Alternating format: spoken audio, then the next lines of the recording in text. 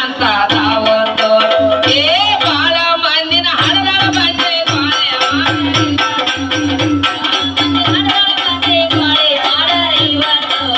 ಕಾಳಿಗೋದೆ ಕಾಳಕ ಬೇರೆ ಅಂತ ಅವತ್ತು